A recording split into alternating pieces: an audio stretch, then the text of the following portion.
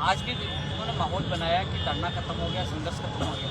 अभी धरना और संघर्ष हमारा खत्म नहीं है। तमाम लोग मौजूद, आप देख लीजिए, शाम हो चुकी है, रात एक तरह से रात ही हो चुकी है।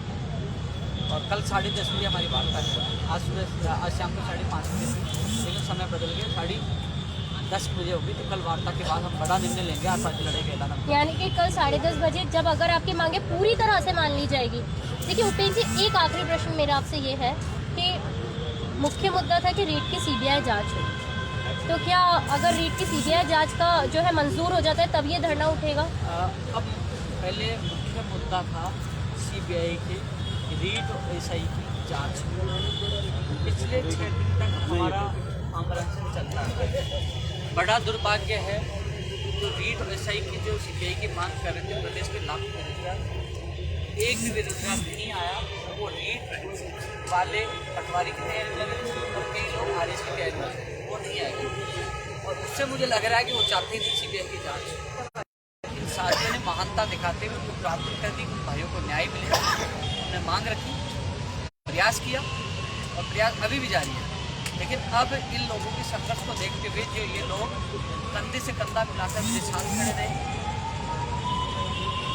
पूरे जी जान से लगे रहे, या मेरे जाने के बाद अनुशासन बना रहेगा या संघर्ष करते रहे, मच्छरों को छोड़ते रहे। तो अब हमने निर्णय लिया, मैंने लिया ये निर्णय कि अब मेरे लिए प्राथमिकता सीबीआई की जांच के अलावा ये लोग रहेंगे कि ये संघर्ष करें पिछले 6 दिन से। इनके लिए मैं संघर्ष करूँगा, उनका प्रतिनिधिमंडल वहाँ जाएगा और उनके बाद में सीबीआई की जांच, निष्पक्ष जांच रीट एसआई की हो, दर्ज मुकदमे वापस। वो तमाम 21 रुपये में कई मांगे पूरी हो चुकी है, जो बची मांगों के लिए वार्ता। ऐसा नहीं मुद्दे को उठा दिया, हटाया नहीं, प्राथमिकता इनको दूंगा, उसके बाद घर बैठे उन लोगों की मांग रखूंगा। ठीक है, बस एक छोटा सा सवाल ये पूछूंगे कि आप ही के सामने बीएसटीसी का भी धरना चल रहा है, आपके साथ ही सचिन भी एसएमएस में एडमिट हो चुके हैं, तो क्या आपका ये भी मुद्दा रहेगा कि आप उनके लिए भी बात करें? मामला क्या है कि न्यायालय में मामला चल रहा है और इसमें बीएड बीएसटीसी 2 पक्ष में गया। और इसमें क्या है कि अब मैंने एक निर्णय लिया है कि 2 पक्ष होता है, कि आप भी जानते हो, एक का पक्ष लेते दूसरा गाली देता है। मामला न्यायालय में चल रहा है और न्याय, इसका फैसला न्यायालय करेगा। तो मेरा समर्थन नहीं देना को मतलब नहीं होता। अब इनके तथ्य मजबूत होंगे तो ये चीज़ जाएंगे, उनके तथ्य होंगे तो वो चीज़ जाएंगे, न्यायालय को करना जी। लेकिन मैं इतना ही कहना चाहूँगा लोगों के लिए जो अनशन कर रहे हैं, सरकार को संवेदनशीलता सुनते हुए, दिखाते हुए इन लोगों की बात सुनकर उनका अनशन तुड़वाना चाहिए जी। और जो युवा साथी, मेरे हाथ में नहीं है जी, मैं कह दूँ मैं समर्थन दे रहा हूँ, भाई मेरे हाथ में तो समर्थन कोर्ट में है, कोर्ट ही कर पाएगा बीएड बीएसटीसी का। जो युवा साथी हम मौजूद नहीं है, आपको देख रहे हैं, बहुत समय बाद आपको देख पाए, सबको चिंता थी आपकी, क्या संदेश देंगे? देखो, मुझे मेरे वहाँ साथी मौजूद थे आईसीयू में, मुझे फीडबैक दे रहे हैं। देखो एक चीज़ बता दूँ आपको, अनशन की मैं आपको बता दूँ, युवा साथी देख रहे हैं, अनशन में जैसे मैं बोल रहा हूँ, मैं ऐसे बोल सकता, वहाँ बोल भी रहा था, वो कई बार चक्कर आ जाना, कमजोरी आ जाना, कई बार मैं बोल नहीं पा रहा था। तो युवा साथियों को ये कहना चाहूँगा मैं, घर से निकलकर अपने अधिकारों के लिए लड़ना चाहिए, हमेशा संघर्ष कीजिए। उपेंद्र जी, वास्तविकता में आप यूथ आइकन बन चुके हैं इस इतने बड़े आंदोलन के बाद। पहले भी आपने बहुत संघर्ष किया है, लेकिन ये जो आपका संघर्ष है ये काबिलियत तारीफ है, क्योंकि अस्पताल में हमने आपकी कंडीशन देखी थी। मैं आपको यूथ आइकन तो नहीं कहूँगा, लेकिन असली सफलता और असली जीत तब कहूँगा कि यहाँ बैठे सब चेहरों पर खुशी आ जाएगी जी, इनके परिवारों पे खुशी आ जाएगी जी। आज नहीं, उपेंद्र भाई जिंदाबाद, उपेंद्र भाई जिंदाबाद। पिछले 9 साल से संघर्ष किया है, कई बार मैंने अमरनाथन किया है और वर्तमान में 150 2 लाख करीब हो गए होंगे जो परिवार संघर्ष के बदौलत नौकरी कर रहे हैं। ऐसे धरना प्रदर्शन आंदोलन खूब किए हैं। राजस्थान का पहला ऐसा व्यक्ति हूँ जिसने सबसे ज़्यादा अनशन की, सबसे ज़्यादा लाठियाँ खाई, सबसे ज़्यादा जेल गया और 2 लाख परिवारों को मंजिल तक पहुँचा दे। सरकारी जॉब को करे, 2 लाख परिवारों का आशीर्वाद मेरे साथ था। आपने देखा होगा, मैं आईसीयू में जब एडमिट था 3 दिन तक ट्रेंड करवाना, ट्विटर पे ट्रेंड करवाना, मेरे का आईटी सेल नहीं है, देश में ट्रेंड करवाना। तो एक ये ताकत, युवाओं की ताकत का एहसास। एक बार मेरा सीएमओ से फोन आ रहा है ना,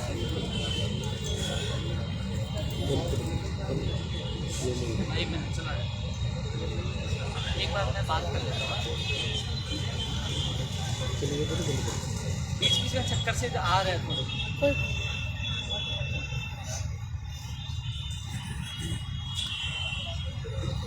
अच्छा ना। साथियों, नेताजी को थोड़ा सा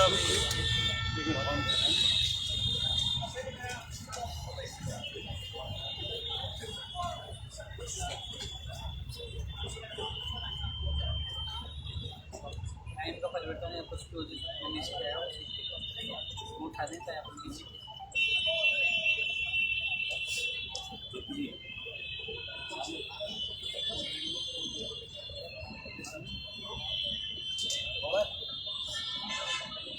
सारे लोग पीछे बैठे थे, बस सबको दिखे। अरे सारे बैठ जाओ ना, पीछे बैठ जाओ भाई, पीछे होकर बैठो सारे, पीछे बैठो। मैं भी सोच रहा हूँ इतने पत्रकार आ गए। अरे तमाम लोग पीछे बैठेंगे। केजरीवाल जी बैठियो, बैठ के देखो ना आराम से। 5 मिस कॉल आई, 3 को 5।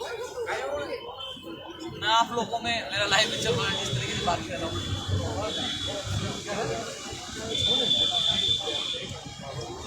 कि मैं आज बोल पा रहा हूँ, जिस तरीके से बात कर पा रहा हूँ ना, ये जोश मेरे युवाओं को, इन लोगों ने बहुत प्यार दिया मुझे, बहुत प्यार दिया, सम्मान दिया।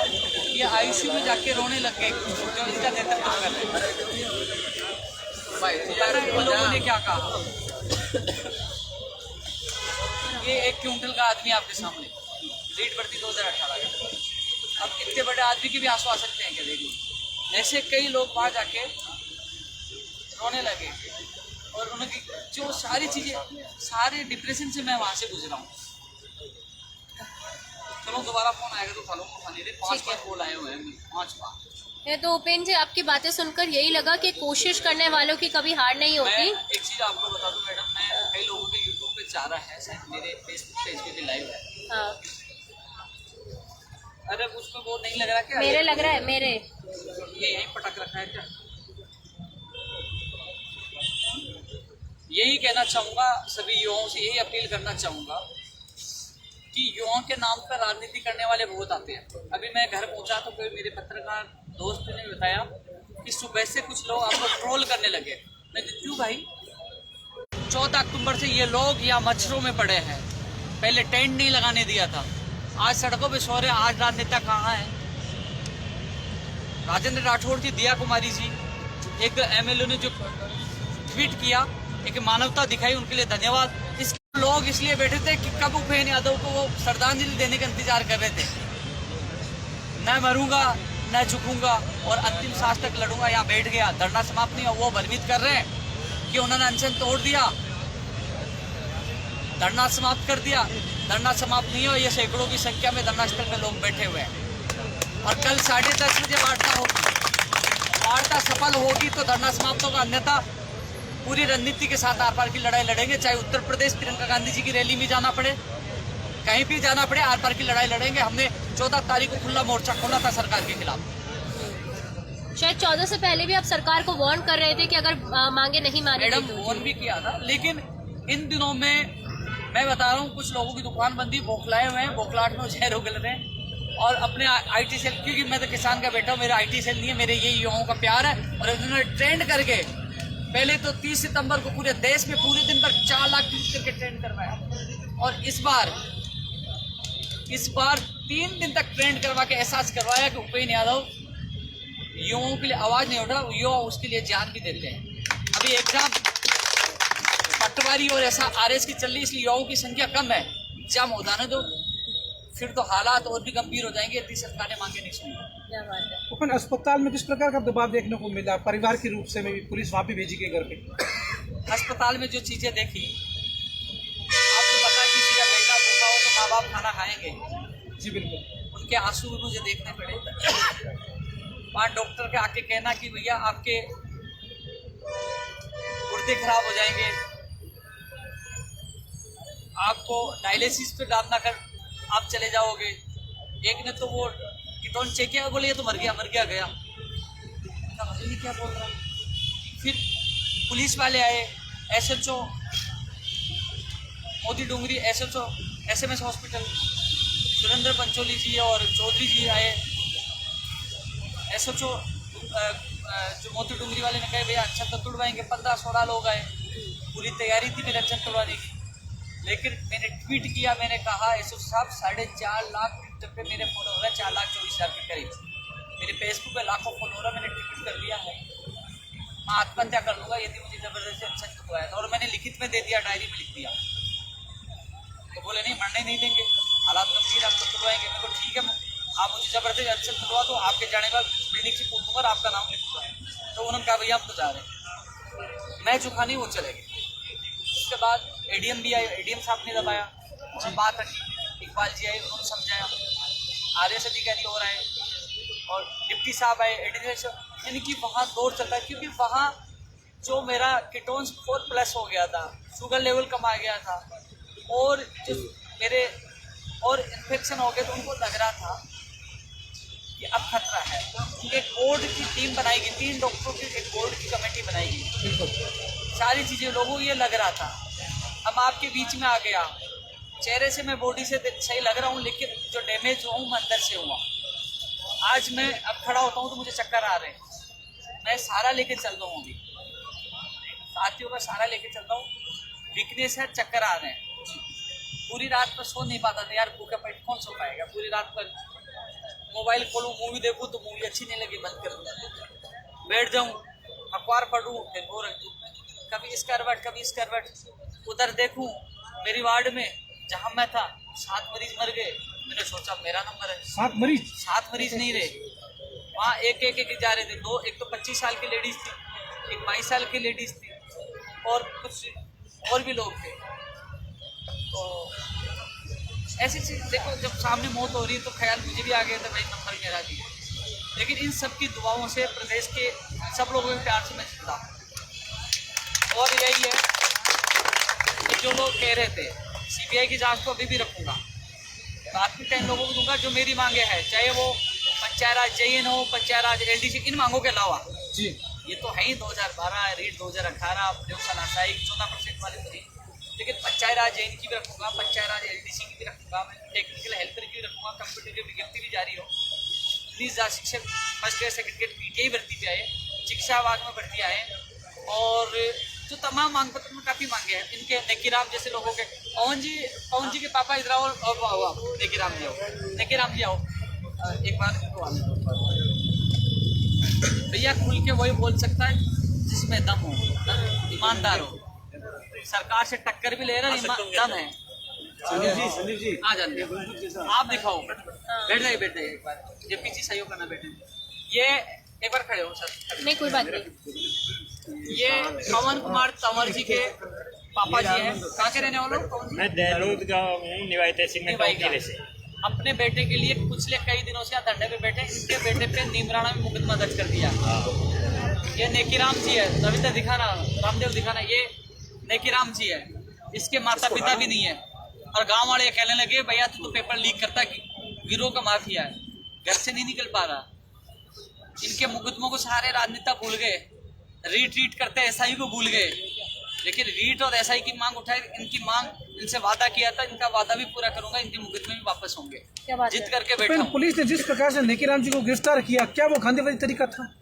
वो तानाशाही थी, जो गिरफ्तार करके जो वसूली करने वालों को तुरंत बर्खास्त करना चाहिए, उनकी मान्यता रद्द करनी चाहिए। साथियों एक चीज और बताऊं, आपने देखा होगा जो हमने जो धरना प्रदर्शन अनशन किया, भैया एक बार अमर, हमने धरना प्रदर्शन किया जिसके बदौलत, हमारे संघर्ष के बदौलत रेडियोग्राफर लैब टेक्नीशियन ECG के चयनित अभ्यर्थियों में नियुक्ति आदेश हुए। परिचालक भर्ती 2011, जो 10 साल 11 साल से संघर्ष के 257 परिवारों में दीपावली से पहले खुशी आई, वो हमारे संघर्ष के बदौलत। ऐतिहासिक जो कानून, सख्त कानून आज नहीं समझ में आएंगे, गुमराह करेंगे, कुछ नहीं होगा भैया। कम से कम हमने कानून जो मांग कर रहा था, सबसे पहले जो एक राजनेता ने नहीं की, OPN यादव ने चिल्ला के डिबेट में हर जगह मांग रखी थी, मांग पत्र की सेकंड मांग थी, कानून बनाया जाए और उसका अध्यादेश लाए। और वकल वार्ता होगी, इसमें कहूँगा जल्द से जल्द अध्यादेश लाया जाए और इसमें एक और चीज जोड़ी जाए, फर्जी डिग्री वाला मामला भी इसमें जोड़ा जाए और बर्खास्त करने का नियम भी जोड़ा जाए कि तुरंत बर्खास्त किया जाए, निलंबित नहीं किया जाए और स्कूलों की मान्यता रद्द की जाए। ये सारी चीज़ों को, इसको मजबूती से कानून की मांग रखूंगा। ये ऐतिहासिक जीत है। वही कंप्यूटर भर्ती का सिलेबस जारी करवा दिया, नोडल एजेंसी घोषणा करवा दी। इसके अलावा मोटर वाहन उपनिवेशक की फाइल पड़ी थी, वो निकलवा कर अभ्यर्थना भिजवा दी। भैया 5-6 मांग तो हमारी पूरी हो चुकी है। ये क्योंकि जो लोग आए थे फ्री उठ के चले गए, कुछ नहीं लेके गए।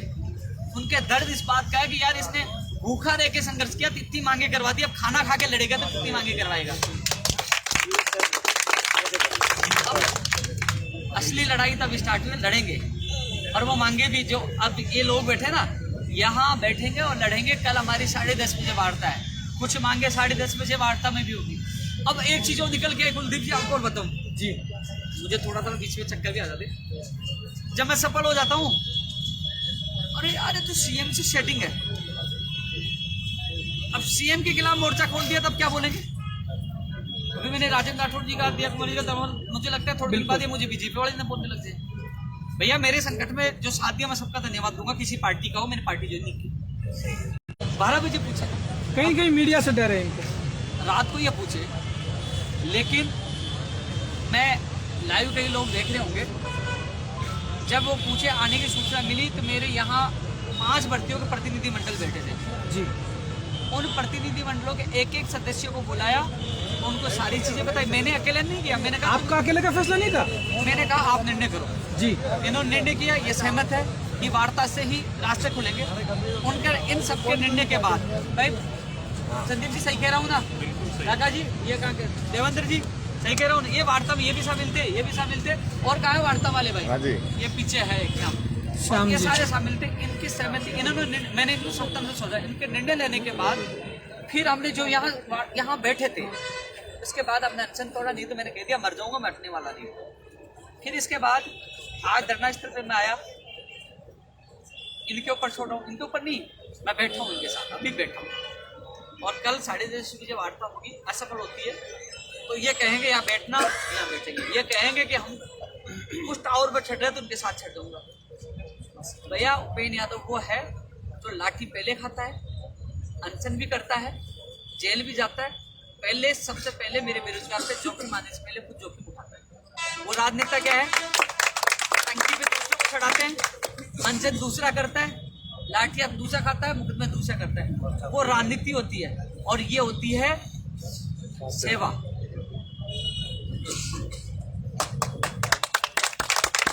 और कभी भी आईटी सेल मजबूत है उनका, पैसे वाले हैं, लाखों रुपए दे रखे हैं। मैं गरीब किसान का बेटा हूँ, लेकिन झूठ कभी भी जीत नहीं सकता, कभी सत्य पराजित नहीं हो सकता। आज नहीं कल जीतेगा। और धीरे धीरे जिस समय मैं मुख्यमंत्री जी से मिल के आया, माहौल बनाया कि मुख्यमंत्री से मिला हुआ है, भैया मुखिया बुलाएगा, उन तक बात पहुंचाई। नहीं किया तो सबसे पहले बगावत मैंने किया, खुला मोर्चा। मेरे ट्विटर पे देखो, संवेदन हिल सरकार क्या क्या बोला, खुला मोर्चा बोला। और अब कहा है कि मैं उत्तर प्रदेश प्रियंका गांधी जी की रैली में जाऊंगा। अरे भैया मैं तो खुला चैलेंज लेके काम कर रहा हूँ, डरपोक नहीं हूँ कि 3 दिन में उठ के बग जाऊँ, 4 दिन 5 दिन में बग जाऊँ। भगने वाला नहीं हूँ, अंतिम सांस तक लड़ने वाला।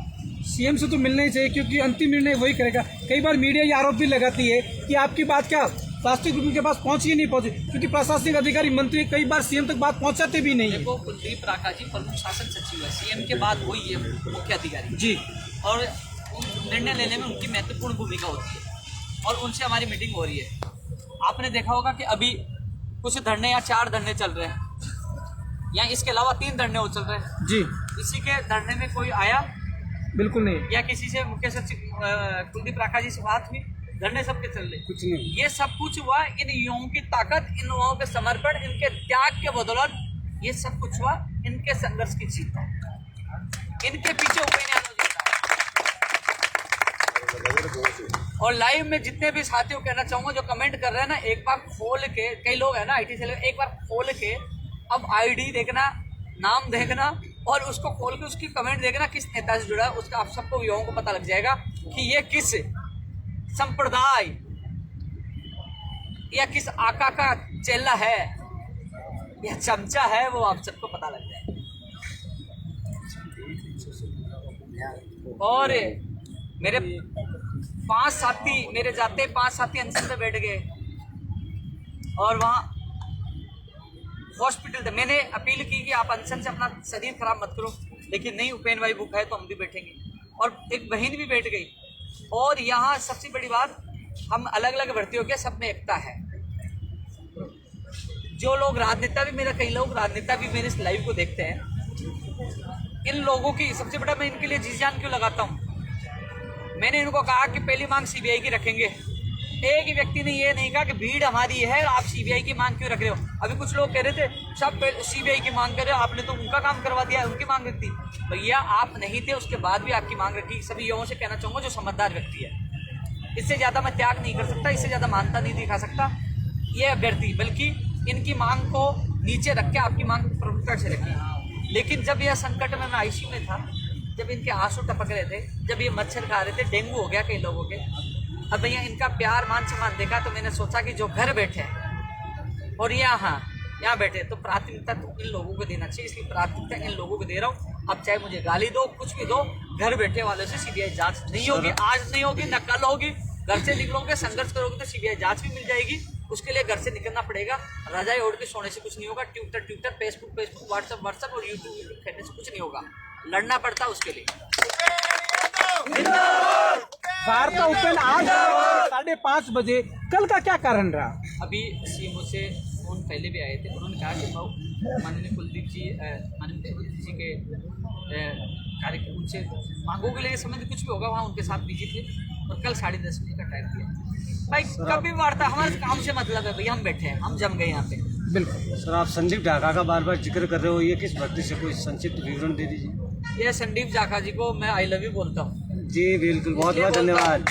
इन्होंने पूरा मेंटेनेंस किया है, इन्होंने पूरा मैनेजमेंट संभाला जी बिल्कुल, है ना। अरे आई लव यू एक चीज का गलत अर्थ मत निकालना। आई लव यू कोई व्यक्ति विशेष के गुण को भी आई लव यू से प्रेम होता है।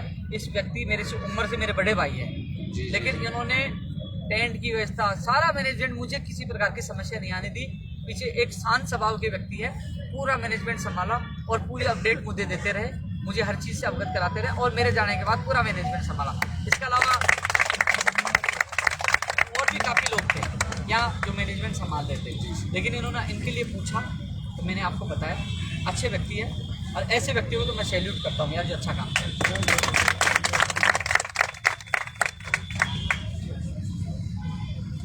साथियों, जब कोई व्यक्ति संकट से निकल के आता है, मृत्यु से ऐसे निकल के आता है, जो कि आदमी जहाँ उनका मैंने प्यार देखा ना, तो इनके लिए मुझे बहुत, आज मैं इतनी मस्ती से क्यों बात कर रहा हूँ इनके, क्योंकि इन लोगों ने मुझे इतना मान सम्मान दिया, मेरे साथ थे लोग, वहाँ कमेंट कर रहे थे, अभी भी कमेंट कर रहे हैं, अनशन तोड़ दिया। कई लोगों ने मुझे दिखाया, उसने कहा यार बढ़िया मर जाए तो, कई बहुत कमेंट। भगवान का आशीर्वाद है, जिस दिन लिखा होगा उस दिन जाऊंगा, लेकिन जाने से पहले कई लाखों का भला करके जरूर जाऊंगा। और कई राजनेताओं की जो युवाओं के नाम पे राजनीति कर रहे हैं, उनकी दुकान बंद करके जाऊंगा।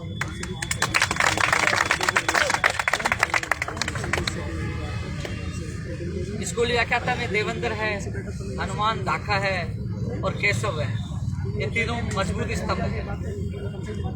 वहीं स्कूल व्याख्याता उसमें प्रयोगशाला साइक में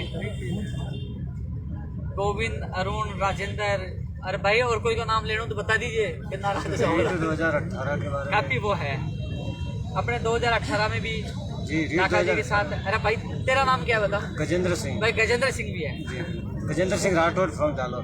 गजेंद्र सिंह राठौर फ्रॉम जालोर सब बोल रहे पूरा क्योंकि भाई लाइव तो अपना आ रहे हैं और अपनों को धरना पे दे, या रात को यही सोना है ना।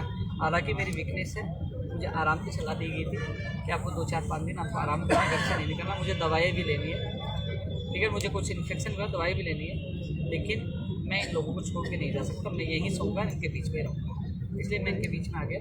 और मैंने सोचा जब तक मैं और युवाओं को जो लोग भ्रमित करें तो उनको जवाब देना चाहिए। भाई जवाब वही दे सकता है, अरे चल ठीक है हम तो धोखेबाज है, गलत है, कुछ भी कह दो भाई, तुम में दम है तो ये घोड़े ये मैदान आ जाओ, कर लो, करवा दो, आपको सलाम ठोकेंगे सारे। सही कह रहे हो गलत?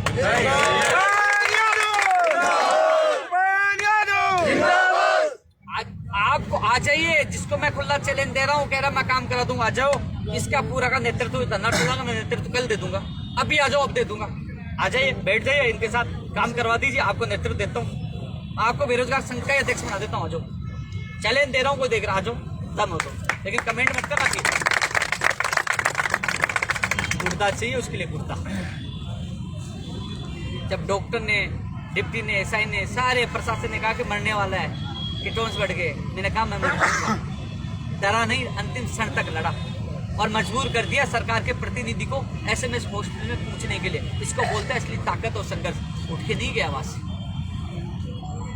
और मेरा एक धरनार्थी यहाँ बैठा था, मेरा अनशन नहीं है, अनशन टूटा है तो आप सबके पास जाओ, 4 हॉस्पिटल में एक धरना स्थल में यहाँ तक आए वो लोग। हालांकि मैं बहुत ज्यादा बोल रहा हूँ, इतनी ऊर्जा नहीं है कि उठ के आया हूँ, अभी ICU से आया हूँ, वीकनेस भी चल नहीं पा रहा। लेकिन ये इन लोगों का प्यार और जो आपके जो कमेंट है ना, उनका भी प्यार जोश आ रहा है कि तुम्हें जवाब दो कम से कम, क्योंकि आप लोग भ्रमित करो, मेरे युवाओं को पता चले। मेरा वीडियो कई युवाओं के माता पिता अभिभावक भी देखते हैं और कई लोगों का फोन आए, कई माताओं के, 1-2 का रविंद्र के पास फोन आया, वो रोने लगे कि मेरी बेटी 3 बेटी है, नागौर से फोन आया। जब मैं रोने लग गई तो उनकी माँ का क्या हाल होगा। बहुत लोगों ने फोन करके दुआएं की, मैं सबको धन्यवाद देना चाहूँगा जिन्होंने मेरे लिए दुआएं की।